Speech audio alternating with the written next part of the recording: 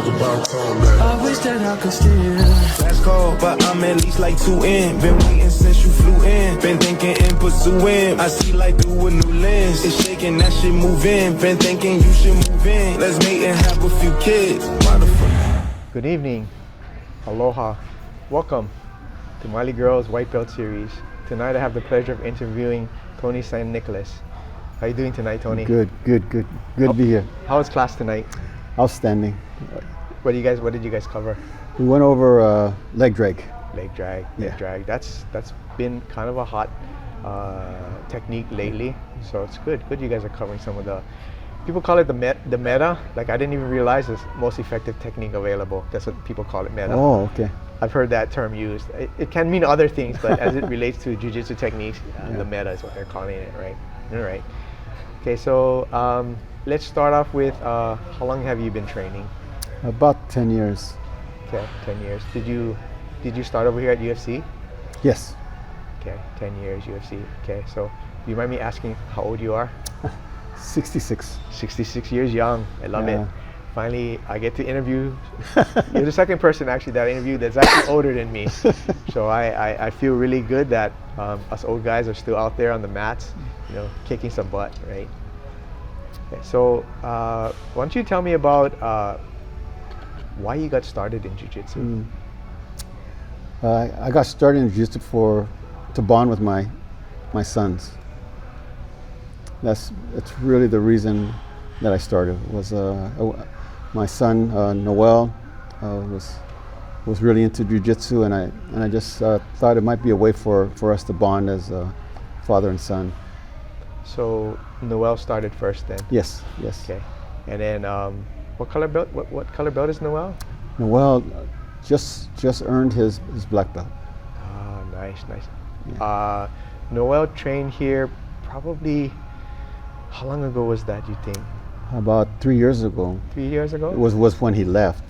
So probably about 6 years ago. 6 years ago? Yeah. I remember him training over here. Like we talked about, he was like a blue belt. Blue belt. Right? Blue belt. I think he, like you say, got promoted to purple belt here, right? Yeah. I think didn't you mention he came back here recently, and did he teach or something, a class? Oh yes, he came.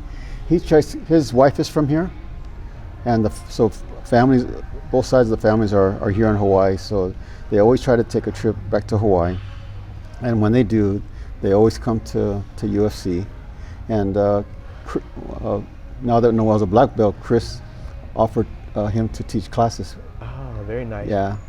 I remember Noel's son used to train, yes, right, in the kids program, and then I remember Ashley started to train, but then I think she got pregnant or something. Then she stopped. Yeah, she did. Yes. Did she go back to training? She went back to training, and she's a blue belt now. Oh, very nice. Yeah, matter of fact, Noel's all the family roles now. That's all awesome. From the youngest all the way to the oldest. All 4 of the children roll. I didn't realize Noel had 4 children. Yeah. Wow. So, because I only knew, what was his oldest son's name? Ryder. I only know Ryder. So then Ashley got pregnant. Yes. So then they had 2 more kids after that? No, so they came here with Ryder, Ha'ani, Lehua, and then she gave birth to Rusty. Ah, okay. So So I guess the two middle ones were too young to do jiu-jitsu at that time. Yes, they're too young. Yeah. Ah, okay. And then you have another son, right? Yes, that does it. Junior, my junior. Yeah. So how long has Junior been training? Oh, I think at least 5 years. I'd say at least 5 years, 4 to 5 years. 5 years. Okay. Yeah. And then Junior has a son that trains as well, right? Yes, Cashton. Yeah. Okay, that's good. Yeah. So tell me about it, right? I'm trying to like think through my head, right? So you started 10 years ago, and you're still a white belt. Like, what transpired from that beginning day to now that, like, were there life things that happen or? Yeah. So my work keeps me from coming to train consistently, and then there was a 2-year period where I left Hawaii, And I left Hawaii, and then for 2 years came back, and it was during the COVID period, and I was gone quite a bit. So it's been very difficult for me to put together 2 months back-to-back consecutive months where I'm training. Like this year, I've been away from Hawaii every month this year, and I'll be, except for November this year, I'll continue to have a trip off island every month. Wow. So, I mean, not to like make light of it, but what keeps you coming back? I mean, you know, with all these interruptions, and what makes you keep wanting to come train? Well, a lot of reasons. One is the bonding. The primary reason why I started was the bonding, and with my son Junior's, it's just a joy to come here and train with him, and then to see his son, my grandson Castian, to watch him develop and to see him progress. That's really the primary reason.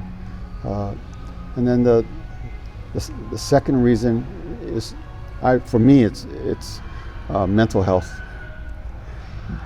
There's just something about Jiu-Jitsu and about rolling, about the whole physical exertion, the mental aspect of it, that it's just so relieving. After you leave, you know, you get a good sweat. You have good camaraderie, friendships, and it's a lot of fun, and it's very different from lifting weights or running or something like that for physical fitness. Jiu-Jitsu makes you move your body in ways that you won't do in the gym, and one thing I always tell people is Jiu-Jitsu, doing a move with no competition, practicing a move with a cooperative partner, is very difficult. Just to do the moves, because we're not used to being on our backs, on our sides, moving our core, moving our body, because the gym just doesn't put you in those positions. They're more functional. And as I get older, I find it more helpful for my aging, for my health.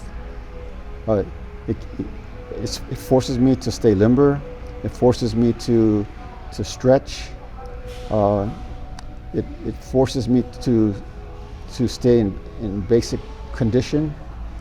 So overall, it's part of my physical well-being, my mental well-being, and then again, there's just the bonding with my family, with my children, my grandchildren. I have one that we haven't talked about, is my grandson Tyler, the one in Alabama. He rolls also. Wow. Yes. Awesome. Yes. So I've gone to Alabama, and I've rolled with him at his class before, and it's just something that we all do together as a family. That's awesome. That's so awesome. That family bonding. Yeah. 100%. Yeah. Understand where you're coming from on that. Yeah. So, before Jiu-Jitsu, did you, like even earlier on in your life, did you do any sort of athletics or martial arts or anything? Yeah, I was younger. I was in Kempo, so I was a striker, so pretty decent in Kempo, and then in the military I was a hand-to-hand instructor. Very cool. Very cool. Yeah, taught combatives. So we were talking about the early days, and you brought back a memory about training with Carter. You wanna kind of share? Yeah. So it was one of my first times coming to the class. First time really rolling.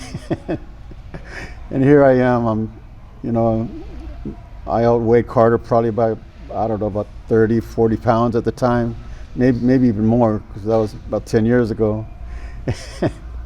Every time I went down to reach for him, I got triangles. So the first time we rode, I must have got triangled about 10 times. But then I don't know. It just seemed like that. So, he was much smaller than me, and I was just bigger than him. But I just couldn't do anything against Carter. That's funny. That's funny. And I mean, I've known people that, you know, something like that got them hooked to jiu-jitsu. Yeah. Just the idea that someone that small could just dominate me. Like, I need to learn this thing, right? What is this black magic thing they're using on me, right? Yeah. Yeah. Wow. So you're 66 now. So you started at 56. 56, yeah. Yeah. Wow. Yeah, I started at 53. So you beat me on that. If you had to, you know, somebody in their 40s or even like 50s, what would you tell them? How would you try to convince them that, you know, jiu-jitsu would be good for them? I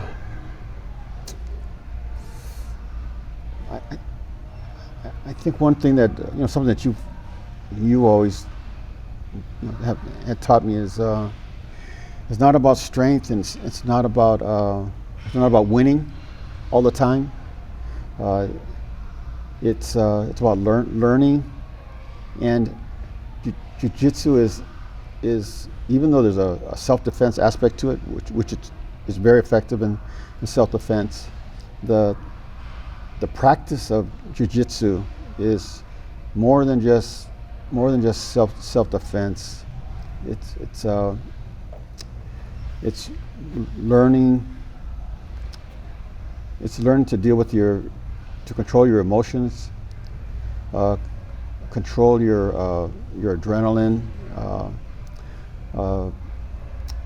using your mind more than your emotions. But to me, it comes. If I was to not convince, but you know, talk about why jiu-jitsu is worth a person's time, because we're all so busy, and why would you want to spend, you know, 2 or 3 times a week, you know, after work to come here? Again, I would really say it's a healthy and fun way to stay fit. And the one thing that I got injured quite a bit at the beginning. I really did. I injured my knee, and from someone that's just bigger than stronger than me. He did not mean it, but he was on top of me, and he just moved my knee and moved my leg and my knee, and he was on top of my knee, and my knee was blown for quite a bit. And then my shoulder was I got a slap tear from the mat. Again, not on purpose. It wasn't on purpose. So now I don't. Sometimes I won't even tap. I'll just plain say stop. If any position I just feel unsafe or uncomfortable, I'll just if I feel really uncomfortable, I'll say stop. And my goal for every session is to not get injured and not to injure anyone, and to obviously learn. But as an older white belt, not only in age but also a time as a white belt, the one thing that I'm really learning is winning is not the only way to learn. Right. And it's not the most important. Right. Winning is not the most important aspect of training. You don't learn if you're constantly trying to keep someone from passing you. You know, what are you learning? Right. Yeah, what are you learning? And then I do my best to do what you taught me, which is, you know, relax more and know when to use strength, know when not to use strength, conserve your energy. You know, I like the analogy you provided me, which is roll as if you're rolling with a 13, 14-year-old girl, because you're not going to use strength. You're going to use technique, Right. and many times that has helped me. But sometimes when someone's coming at you pretty hard, it's kind of hard to. Yeah. They're coming at you hard and they're bigger than you. It's a little bit hard. You don't have a lot of choice. For sure. Yeah, especially I know with those long breaks in your training, Yeah. probably break stride. You get Yeah. to a certain point, and then you got to Yeah. take a few steps back. Yeah. And now, even now, right, with all your travel, Yeah. you can't. It's hard for you to train consistency. Yeah. So it does make it a lot more difficult. Yeah. Yeah. I feel where you're coming from. Yeah. All right. So on the topic of winning, right? So you recently competed. Let's talk about that. Yeah, so at the whopping age of 65, I entered my first Jiu-Jitsu tournament. My son and I, Junior and I, we entered the same tournament, which was a real honor to compete with him. And the tournament was a great it was a great experience because I didn't know how I was going to react. My whole life I was trained to be a soldier, and I just didn't know whether my training as a soldier, whether those emotions were going to come out, or I didn't know. My goal going in was not to get hurt and not to hurt the other person. I was really concerned. I was really concerned that I just may go, that I was going to revert back to back to my military training, and that I was just going to go too hard, and I was going to forget everything in jiu-jitsu, and I was just going to go into survival mode, and really into combat mode. And I didn't want that, so I didn't know how I was gonna react. So it took a lot of prayer and on doing it safely. And as it turned out, the individual I competed against, he threw me to the ground. I don't know how that happened. He threw me to the ground, and then I was able to get on top of him and did what I was trained to do, and then I got him on an Americana, and I had his head cranked over pretty hard. I was on the mount, and then I just wanted to protect him at that point. I already knew that I was ahead on points. I know that I was in a dominant position, and at that point I was concerned about protecting him, so I didn't crank his arm down. I did it real slow. I gave him every opportunity, and then at one point he wasn't tapping, and then I said, "Are you okay?" So I wanted to make sure that he was okay. Right. Yeah. So then he, I guess I was pushing it. I cranked his head over where he couldn't tell me. So I just did a little bit more, but I didn't want to hurt him. I had the dominant position already. But after the tournament, it was a great experience. I highly encourage everyone to enter tournaments, because you don't know the person, and it really tests you. But it was a lot of fun, and my next goal and my next tournament is a 3-generational St. Nicholas tournament. Me as the grandfather, my 2 sons, and grandchildren. So that is my goal, our family goal, and that day will come when it'll be 3 generations of St. Nicholas. I could still be a white belt, and that's okay, but it'll be 3 generations of St. Nicholases out there doing jiu-jitsu as a family. That'd be awesome. Yeah. That'd be awesome for sure. That'd be awesome. I know leading up to your competition, people don't know, but Tony and I, we go to the same church. Yeah. So we would coincidentally always be on the shuttle together, and the conversation would be focused totally on jiu-jitsu. Right, the wives and the kids are just off on the side. Like, we didn't care about them. Okay, what are you gonna do? Okay, here's the plan. Here's what you should be focusing on. And I mean, to your credit, Tony, you did really well at the tournament. You did exactly what you needed to do. And I mean, I think your opponent probably was surprised that you were worried for him, because that's not a common thing. Everybody's out there to just win. Right? But you had respect for your opponent, and you didn't want to hurt him. But yeah, we had many conversations about that, and I was very proud of you when you were able to do what we had discussed.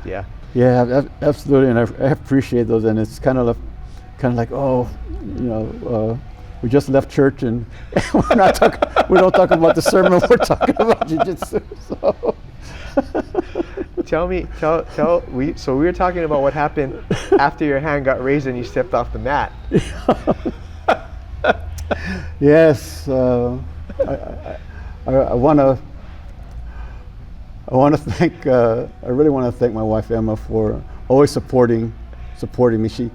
She's really careful and obviously doesn't want to see me get hurt, and she supports me on coming here.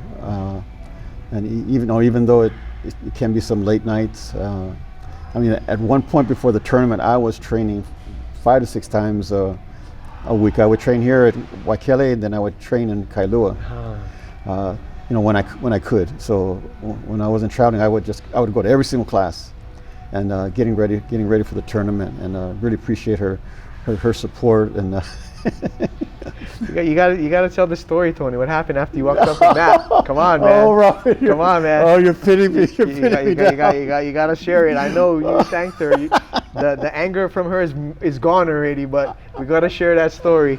Oh my gosh. Okay, so when they had me raise my hand, won it, and then I'm walking off the mat, and then the first person there was Chris, right. Coach Chris. Right.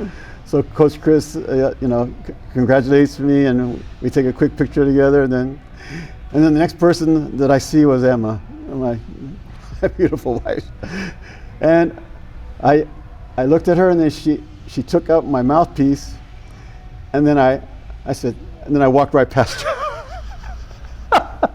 No hug, no kiss. No hug, no kiss. No thanks for your support. I walked right past her, and there was everybody else that was there that came to see me at the match. It was you, and it was Gary, and it was all the guys that we train with.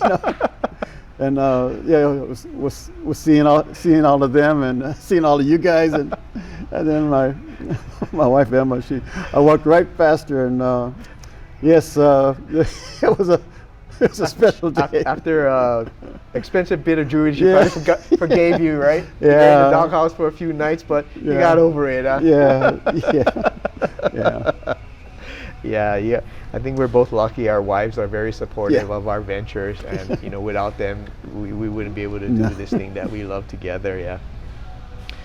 So, being an older grappler, right? Recovery is important, right? So, maybe talk about the things that you try to do to help from the recovery standpoint. I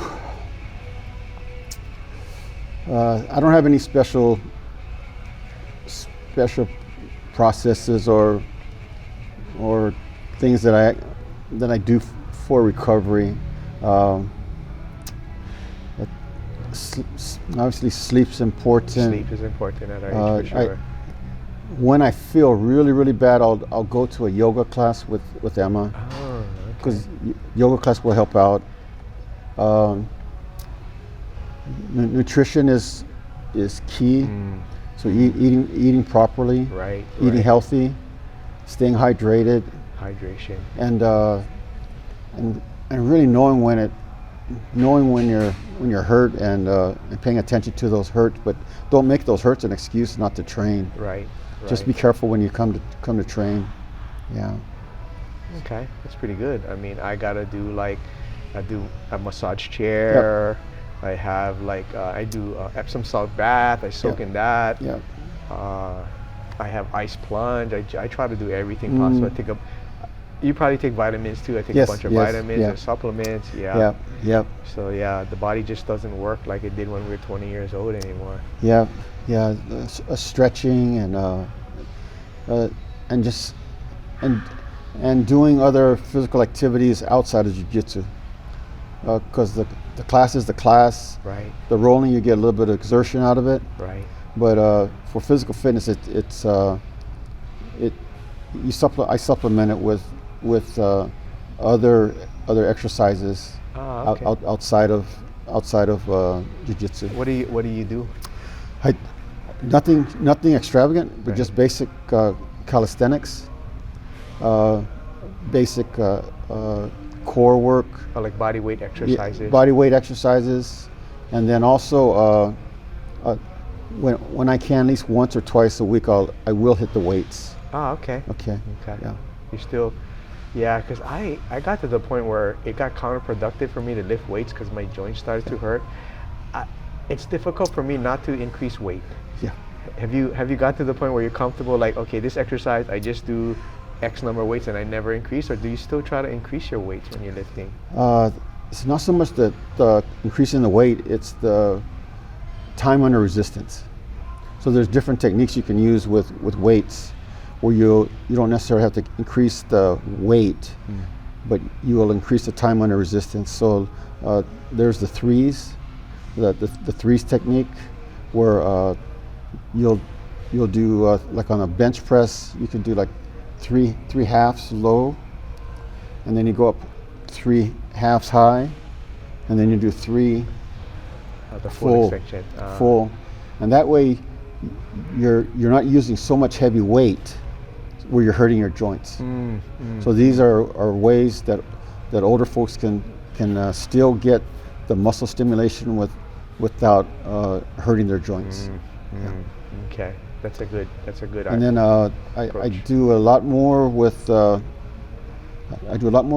with the legs, body weight, and a glute and back. Because obviously when you get older, your back is going to go. But something that's not talked about so much is the connection between your back, your glutes, and your legs. That whole connection on just plain old walking, and how important that is for mobility. So I do a lot of body weight exercises for the lower body. Okay, good. Just staying active in general, right? Yep. Just keeping. Yeah, and it doesn't. I call it the do something method. Just do something. You know, do something every day. Just do something. And you know the adage, 52 weeks of mediocre training is better than 5 high quality, intense training sessions. Because if you go consistently, Consistency is the key. consistency is the key. Just going at it and staying after it. Very good. Have you noticed that jiu-jitsu has in any way kind of influenced or helped the way you do your work or your job? Is there any tie? Do you feel any ties? Maybe pressure or?